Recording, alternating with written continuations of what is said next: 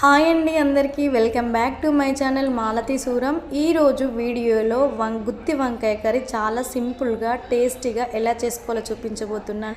అంతేకాదండి, వంకాయలో ఉన్న బెనిఫిట్స్ గురించి కూడా తెలుసుకుందాము. వీడియోని అయితే స్కిప్ చేయకుండా చూసేయండి. ఈ రెసిపీ కోసం నేనైతే 1/2 kg లేత వంకాయలు తీసుకున్నాను. నేను ఇక్కడ తెల్ల వంకాయలు యూజ్ చేస్తున్నాను, నల్లవైనా యూజ్ చేసుకోవచ్చు. ఇలా వంకాయలను తీసుకొని 4 పక్షాల్లాగా కట్ చేసుకొని సాల్ట్ వాటర్లో వేసుకోవాలి. సాల్ట్ వాటర్లో వేసుకోవడం వల్ల ఏంటంటే వంకాయలు అనేవి చేదు రాకుండా ఉండడం కోసమని సాల్ట్ వాటర్లో వేసుకుంటారు.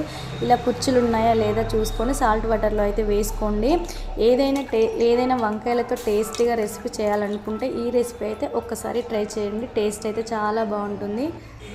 స్టవ్ పైన ప్యాన్ పెట్టి హీట్ అయిన తర్వాత దీంట్లోకి 1 స్పూన్ శనగపప్పు, 1 స్పూన్ మినపప్పు వేసుకోండి. ఫ్లేమ్ అనేది లో ఫ్లేమ్లోనే ఉండాలి, మాడనివ్వకూడదు. లైట్గా ఫ్రై చేసుకోవాలి. ఇవి కొంచెం లైట్గా ఫ్రై అయిన తర్వాత 2 స్పూన్ల ధనియాలు, 1 స్పూన్ జీలకర్ర వేసుకోవాలి.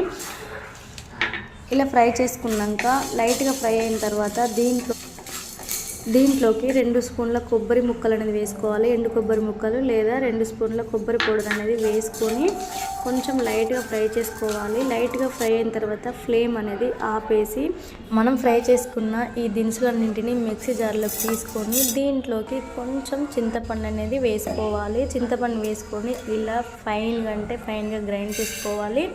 అండ్ దీంట్లోకి 10 వెల్లుల్లి రెమ్మలు వేసుకోవాలి.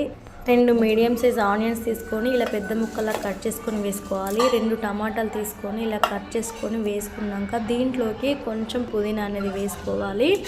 అండ్ సగం కట్ట కొత్తిమీర కూడా క్లీన్ చేసుకొని దీంట్లో వేసుకోవాలి. దీంట్లోకి మనకు సరిపడా మీరు ఎంత తింటే అంత కారం దీంట్లో వేసుకొని కొంచెం పసుపు వేసుకోవాలి. రుచికి సరిపడా సాల్ట్ కూడా దీంట్లో యాడ్ చేసుకోవాలి. వాటర్ అయితే వేయనవసరం లేదు. ఇలా గ్రైండ్ చేసుకున్న పేస్ట్ని వంకాయల్లోకి అయితే స్టఫ్ లాగా పెట్టేసేయండి. ఇలా అన్ని వంకాయలు కూడా పెట్టేసిన తర్వాత ఒక గిన్నె లేదా ప్లేట్ తీసుకొని ఈ వంకాయలన్నిటిని దాంట్లో పెట్టుకోండి.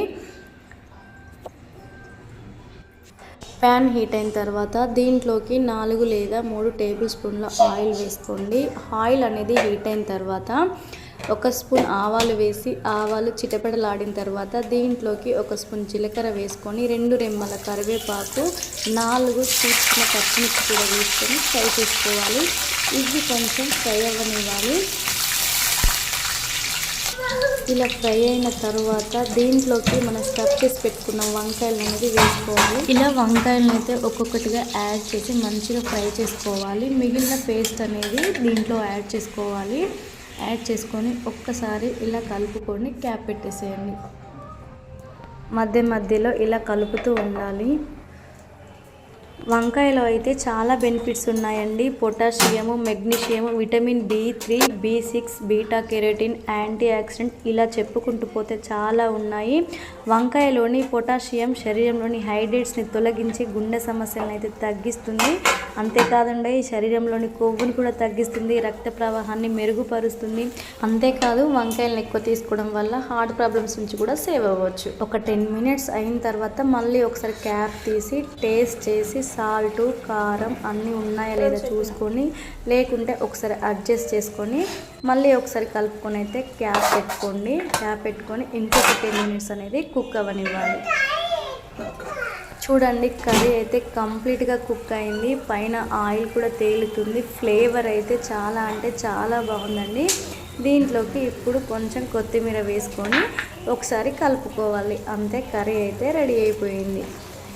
ఎన్నో పోషక విలువలున్న వంకాయ కూరలని ఎవ్రీ వీక్ 2 టైమ్స్ మీ డైట్లో ఉండేలాగా అయితే ప్లాన్ చేసుకోండి. వంకాయతో సింపుల్గా టేస్టీగా ఏదైనా రెసిపీ చేయాలనుకుంటే ఒక్కసారి ఈ రెసిపీ అయితే ట్రై చేయండి. చపాతీలోకి కానీ, ప్లెయిన్ రైస్లోకి, పులావ్లోకి, దేంట్లోకైనా సరే టేస్ట్ అయితే చాలా అంటే చాలా బాగుంది. ఈ వీడియో మీకు నచ్చితే లైక్ చేసి, సబ్స్క్రైబ్ చేసి, షేర్ చేయండి. Thank you. Bye bye.